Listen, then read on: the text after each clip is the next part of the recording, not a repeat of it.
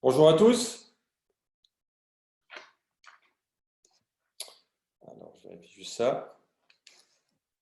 Hop, hop. Allez. Bienvenue à tous en ce 8e jour de Serre and Deep. Nous venons de dédier 2 journées à revisiter notre métier et nos produits, non pas par plaisir, mais par nécessité, par obligation, par crainte d'un avenir incertain. Mais finalement par plaisir. On a bien vu hier la mayonnaise prendre sur les ateliers collaboratifs. Bref, c'est bien dans l'action, dans le partage et dans l'exigence qu'on s'impose, qu'on retrouve le sourire. Professionnellement, personnellement, je le vis pleinement avec vous. Je la vois avec mes yeux, je la touche avec mes doigts sur mon clavier, ou quand je claque un « Give me five » avec l'ami Thibaut en régie. Je l'entends avec mes oreilles, j'en ris, je m'en agace, je m'en énerve, je m'enthousiasme, je m'emballe, oui. Je ressens la sérendipité avec mes sens. Je peux percevoir un peu à quoi peut mener cet état d'esprit volontaire d'aller explorer l'inattendu. Et si nous étions en train de nous réinventer? Comme toujours, ce n'est pas la destination qui compte, c'est bien le chemin. Et ainsi, nous pouvons répondre dignement à Nicolas Bouvier, auteur de ces lignes dans l'usage du monde. Un voyage se passe de motifs. Il ne tarde pas à prouver qu'il se suffit à lui-même. On croit qu'on va faire un voyage, mais bientôt, c'est le voyage qui vous fait ou vous défait. Bouvier encore. Mais c'est le propre des longs voyages que d'en ramener tout autre chose que ce que l'on allait y chercher. On ne voyage pas pour se garnir d'exotisme et d'anecdotes comme un sapin de Noël, mais pour que la route vous plume, vous rince, vous essore, vous rende comme ces serviettes élimées par les lessives qu'on vous tend avec un éclat de savon. En route, le mieux c'est de se perdre. Lorsqu'on s'égare, les projets font place aux surprises, et c'est alors, mais alors seulement que le voyage commence. Le voyage d'aujourd'hui, justement, s'arrête en gare de l'art du récit ou du storytelling. Certains pensent que le propre de l'homo sapiens, c'est sa capacité à collaborer, à mutualiser, à synerger. Et cette capacité ne serait due qu'à une seule chose, le récit, la fiction, le mythe. J'aime comparer ce qui attend le start-upper ou notre moment actuel à un tour de magie. Oui, il suffit de tous croire à la même histoire pour qu'elle devienne réalité. C'est bien le tour de magie que nous devons réaliser ensemble. L'histoire qu'on se raconte permet de fédérer nos énergies et nos talents et de compenser nos faiblesses par nos forces. Le récit qu'on se fait permet l'émergence de l'intelligence collective. J'ai bien lu les rapports des missions du jeu de prospective qu'on a fait la semaine dernière. Savez-vous que les 6 équipes, très différentes, ont toutes abouti à une prospective 2026 similaire? Et il est impossible de deviner quelle équipe a écrit quel rapport. Je lis beaucoup sur la transition, sur la prospective. Eh bien, nous pouvons être très fiers de ces rapports. Ils sont pour moi du même niveau que ceux que je lis. Aussi, j'ai lu hier soir l'audit Serendip de terrain. Il a été obtenu par le mélange de 40 opinions différentes. Le résultat est digne de l'analyse de 6 mois du meilleur expert.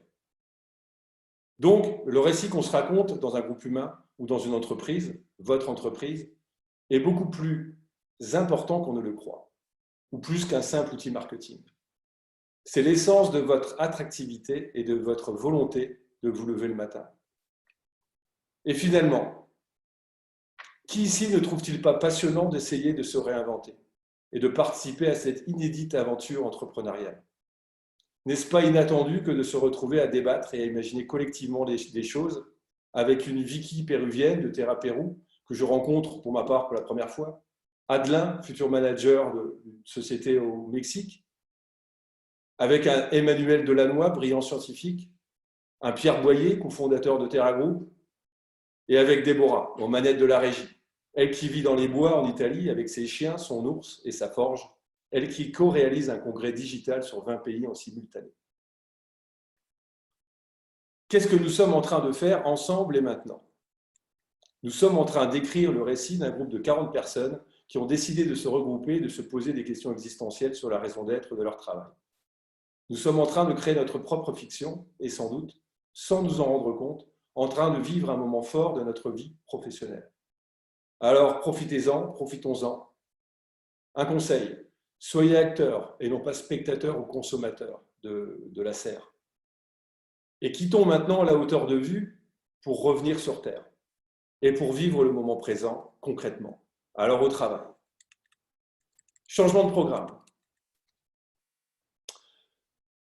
L'atelier préparation séminaire Terra, qui était prévu le vendredi après-midi, aura finalement lieu vendredi à 18h30 jusqu'à 19h, pour une demi-heure, pendant le début de l'apéro. Ce sera alors un parfait passage de témoin. Je vous conseille d'utiliser le format de post-it et de le préparer. Ça peut être alors rapide et bouclé en 30 minutes. Aussi, demain jeudi, on a décidé d'ajouter un atelier à la même heure, c'est-à-dire au début de l'apéro. Un atelier brainstorming laser à 18h30 jusqu'à 19h, animé par Thibaut. On fera un mur post-it. Venez inscrire sur ce mur vos réflexions, vos idées, vos feedbacks, vos critiques, vos compliments. On prend tout. Continuez à préparer vos ateliers, ça vaut vraiment la peine. Hier, pour ma part, j'ai eu l'impression qu'en 40 minutes, j'avais gagné plusieurs semaines sur l'atelier que j'ai animé. Cet après-midi, nous aurons 2 intervenants sur le storytelling. Ils ont quelque chose à voir avec l'art du récit, à vous de le découvrir. Et les ateliers qui vont suivre aussi seront en rapport avec ce sujet. Ça va être passionnant. Pour ma part, je suis déjà frustré de ne pas pouvoir participer à tous ces ateliers. N'oubliez pas que les replays, tous, sont disponibles sur Swapcard. Cet après-midi, nous aurons Julien Burgos, qui est l'auteur d'un podcast qui figure parmi mes favoris, Homo Eticus. Et l'intérêt de l'invité, c'est qu'il va nous raconter, c'est que je ne suis pas du tout au courant du contenu de sa présentation, et donc il va nous raconter une histoire que je ne connais pas. Aussi, Laura Wagner, que je ne connais pas, je ne m'en suis pas occupé, je ne connais pas non plus le contenu de sa tribune, et voilà. Donc je vous donne rendez-vous dans quelques minutes pour la première tribune, puis pour la deuxième, et après pour les ateliers. À vous la régie.